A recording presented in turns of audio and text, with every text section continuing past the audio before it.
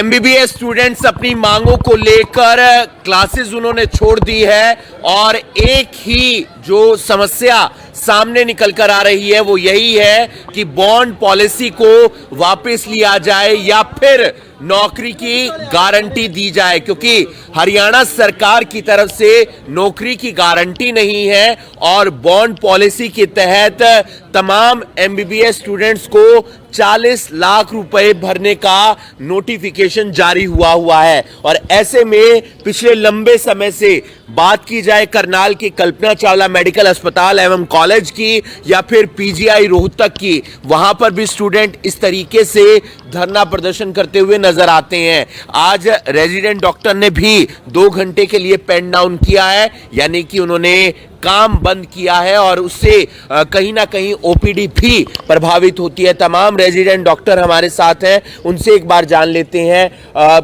क्यों आप समर्थन में आए, क्योंकि जाहिर सी बात है आप ओपीडी के लिए काम करते हैं, ओपीडी भी प्रभावित हो रही है। ऐसा क्या मन में आया कि समर्थन देना ज़्यादा उचित समझा? देखिए, हम लोग बेसिकली रेजिडेंट डॉक्टर एसोसिएशन हमारा उसके बिहाफ पे आए हैं and we are trying to represent our juniors. हम उनको बैकअप करना चाहते हैं। बेसिकली ये जो बॉन्ड पॉलिसी है 40 लाख बॉन्ड पॉलिसी, वो बहुत गलत है। दिस इज़ बेसिकली प्राइवेटाइजेशन हो रहा है गवर्नमेंट इंस्टीट्यूट्स का। जो बच्चे मेरिट पे आते हैं उनको वरीयता पहले मिलनी चाहिए, उनसे इस तरीके से नहीं करना चाहिए, क्योंकि जो बिलो पॉवर्टी लाइन के बच्चे हैं या फिर जो बच्चे उस आर्थिक स्थिति के नहीं हैं, वो अपने मेरिट से मेहनत करके इस लेवल तक पहुंचते हैं, गवर्नमेंट कॉलेजेस की सीट उठाते हैं, फिर उनको 40 लाख का बॉन्ड देना है। और 7 साल की बॉन्ड पॉलिसी है। 7 साल एक बहुत बड़ा टेन्योर होता है, उसी में आपको पोस्ट ग्रेजुएशन करना है, आपको अपना फर्दर करियर करना है एंड बेसिकली आपको गवर्नमेंट कॉलेजेस को ही सपोर्ट करना है। बेसिकली यहाँ से जो डॉक्टर बन के निकलेंगे वो गवर्नमेंट कॉलेजेस को ही रिप्रेजेंट करेंगे, उसमें ही ट्रीट करेंगे। अगर आप बिलो मेरिट के बच्चे को, अगर आप बिलो मेरिट वाला बच्चा भी आराम से जा सकता है और मेरिट वाला बच्चे को भी 40 लाख देना है, बिलो मेरिट को प्राइवेट में 70 लाख में हो जाना है, तो फिर फ़र्क क्या रह गया? तो बेसिकली इस बॉन्ड पॉलिसी से जो मेरिट वाले बच्चे हैं, जो बिलो पॉवर्टी लाइन वाले या फिर आर्थिक स्थिति से कमज़ोर बच्चे हैं, उनको नुकसान है। और उससे जो मेडिकल एजुकेशन है उस पर भी इफेक्ट आएगा, क्योंकि नीचे वाले मेरिट वाले बच्चे गवर्नमेंट की अच्छी अच्छी सीट्स उठाएंगे, तो उससे जो मेडिकल एजुकेशन है, ट्रीटमेंट है, सब पे इफेक्ट पड़ेगा। तो इसलिए we are trying to represent our self for the benefit of future doctors, कि उनके एजुकेशन सिस्टम में इस तरीके से खलल ना पहुँचे। तो हम इसलिए आए हैं। कितनी मजबूती मिलेगी आप लोगों के आने से और क्या प्रभाव देख रहे हैं आप फिलहाल इस प्रदर्शन का? सर, हम लोगों ने सैटरडे को 1 घंटे का पेन डाउन किया था, बट उससे ज़्यादा प्रभाव नहीं पड़ा, तो आज 2 घंटे का पेन डाउन कर दिया गया है। अगर इसके बाद भी ज़्यादा सरकार ने नहीं सुना तो पूरी ओपीडी बंद कर दी जाएगी, जैसे कि रोहतक पीजीआई में किया गया है, ताकि सरकार को समझ में आए कि जो 40 लाख की बॉन्ड पॉलिसी की गई है वो गलत है। हमें डिफरेंस क्रिएट करना है ना, कि एक प्रिविलेज बच्चा और एक जो नॉन प्रिविलेज बच्चा सपना देख रहा है, तो उसको भी सपना देखने का हक है ना। अगर वो गवर्नमेंट में मेरिट में नंबर निकाल रहा है तो वो भी एडमिशन ले सकता है ना। फिलहाल वहाँ पर सारे रेजिडेंट डॉक्टर ने पेन डाउन कर दिया है पूरे टाइम सर, वहाँ ओपीडी बंद चल रही है वहाँ पर पीजीआई रोहतक। हमने यहाँ पे सिर्फ अभी ओपीडी पे 2 घंटे का इफेक्ट डाला है रेजिडेंट्स का। हमने अभी इमरजेंसी सर्विसेज, आईसीयू सर्विसेज में कुछ भी नहीं किया है, क्योंकि उसमें बेसिकली गवर्नमेंट कॉलेज में गरीब आदमी आता है, तो उसको अगर वो बीमार है, आर्थिक रूप से बहुत बीमार है, परेशान है, जो प्राइवेट में नहीं, तो हम नहीं चाहते कि किसी तरीके से इमरजेंसी कंडीशंस में पेशेंट सफ़र करे। तो हमने जस्ट अभी ओपीडी बेसिस पे अभी पेन डाउन किया है और हम बस इससे अपना मैसेज कन्वे करना चाहते हैं गवर्नमेंट। कितना प्रभावित हो रहा है ओपीडी का कामकाज? क्या आने वाले समय में ज़्यादा घंटे के लिए भी ओपीडी का पेन डाउन किया जा सकता है?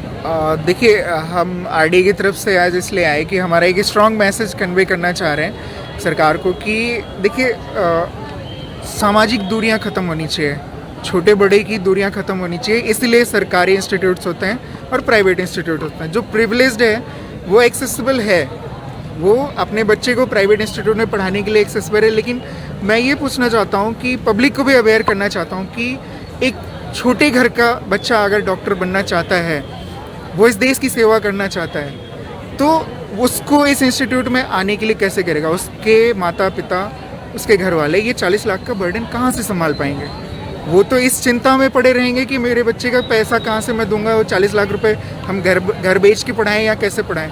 तो हमारी सरकार का तो यही काम था ना कि सोशल इंजस्टिस को मेंटेन रखना, कि जो गरीब घर का बच्चा है वो आके अपना सपना बुन सके और आगे का देश के लिए काम कर सके।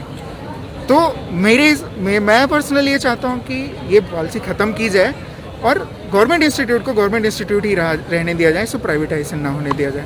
आपने पढ़ाई की, आप डॉक्टर बन गए, लेकिन इन बच्चों की पढ़ाई काफ़ी ज़्यादा प्रभावित हो रही है और बहुत दिनों से ये लोग क्लासेस नहीं लगा रहे।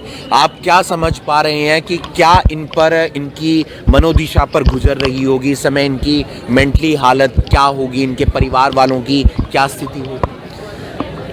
मेडिकल कॉलेजेस यूथ लोगों की स्ट्रेंथ बढ़ाने के लिए होते हैं, ठीक है, उनका ग्रोथ होने के लिए होते हैं, बट अभी इन लोगों को कोई तो बहुत ही अजीब ऐसे पॉलिसी के अगेंस्ट ज़्यादा टाइम तक काम करना पड़ रहा है, वो बहुत गलत बात है। इनका एजुकेशन मतलब स्टडी टाइम तो ख़राब हो ही रहा है, प्लस उनको मेंटली बहुत टॉर्चर है। ये 15-15 दिन से बच्चे पूरा दिन पूरा रात यहाँ पे बैठे हुए हैं, ये छोटी बात नहीं है, और फिर भी कुछ भी रिजल्ट नहीं आ रहा है। तो ये बहुत ही डीमोटिवेटिंग सा सिनेरियो है। सरकार ने इनकी मांगे जल्दी से जल्दी पूरी करनी चाहिए, यही हम चाहते हैं। हमारा ओपीडी बंद करने का पर्पज़ यही है कि सरकार इनकी सुने। फिलहाल क्या स्थिति, कितने दिनों से आप लोग प्रदर्शन कर रहे हैं और कोई डेलीगेशन मिलने गया या बातचीत का कोई आसार? देखिए, हम 1 नवंबर से यहाँ पर बैठे थे, आज 21 नवंबर हो चुकी है, तो 21 दिनों से हम लगातार अपना प्रोटेस्ट हमारा जारी है और हम प्रदर्शन कर रहे हैं लगातार। हमारी मीटिंग हो चुकी है, सीएम जी से 2 बार मीटिंग हुई, लेकिन उसका कोई भी पॉजिटिव आउटकम नहीं रहा। आजकल में भी हुई है? आजकल में जी हाँ, हमारी वाइस प्रेसिडेंट जो हैं, जो हमारे DMER की जो ऑफिसर्स हैं, डायरेक्टर हैं और VC मैम है जो रोहतक में, उन सब की आपस में एक मीटिंग हुई। हमारी जो बातें थी, हमारी जो मांगे हैं, वो एक डिमांड लेटर की फॉर्म में उनके पास सबमिट की गई और उन्होंने DMER को और गवर्नमेंट को हमारी बातें आगे रखी। उनके बीच में एक मीटिंग हुई, उसके बाद कुछ स्टूडेंट रिप्रेजेंटेटिव्स को आज बुलाया गया है हमारे यहाँ से, KCGMC से, BPS, मेवात से और रोहतक से कुछ रिप्रेजेंटेटिव्स, 4 रिप्रेजेंटेटिव गए हैं। आज DMER के साथ उनकी मीटिंग होगी और वहाँ पर सरकार से नेगोशिएशन होगा, जिस भी प्रकार से हमारे चंडीगढ़ में है ये मीटिंग? जी, ये मीटिंग जो है पंचकुला में है जी। तो वहाँ पर आज ही 12:30 पर यह मीटिंग शुरू हो जाएगी और बच्चे जो है हमारी जो सही मांगे हैं उनको आगे रखेंगे और सरकार के सामने अपनी बातचीत करेंगे। लगता है कोई हल निकले? जी, हम जाते तो हमेशा अपनी पॉजिटिविटी लेकर ही जाते हैं कि हाँ, सरकार हमारी बात को समझेगी और उसी प्रकार से कोई एक्शन लेगी। इस बार भी यही उम्मीद है कि वो हमारी बात समझें और हम एक सही चीज़ के लिए लड़ रहे हैं। उम्मीद करते हैं कि जल्द से जल्द ये प्रदर्शन खत्म होगा और क्लासेस फिर से दोबारा से सुचारू रूप से शुरू हो जाएंगी, क्योंकि डेलीगेशन भी मिलने के लिए गया है पंचकुला के अंदर। सरकार और तमाम MBBS स्टूडेंट्स जो पढ़ाई कर रहे हैं, चाहे वो मेवात के हों, चाहे वो खानपुर के हों, चाहे वो रोहतक के हों, चाहे वो करनाल के हों, सभी का एक डेलीगेशन मिलने के लिए गया है पंचकुला के अंदर। सरकार के नुमाइंदों से बातचीत होगी और उस बातचीत के जरिए हल निकालने का प्रयास किया जाएगा। बच्चे चाहते हैं बॉन्ड पॉलिसी खत्म हो, नौकरी की गारंटी दी जाए। सरकार कहती है कि बॉन्ड भरना आवश्यक है, वरना बच्चे बाहर चले जाते हैं पढ़ने के लिए और जो खर्चा उन पर सरकार ने किया है वो पूरा नहीं हो पाता है। तो तमाम असमंजस की स्थिति है, तमाम बातें हैं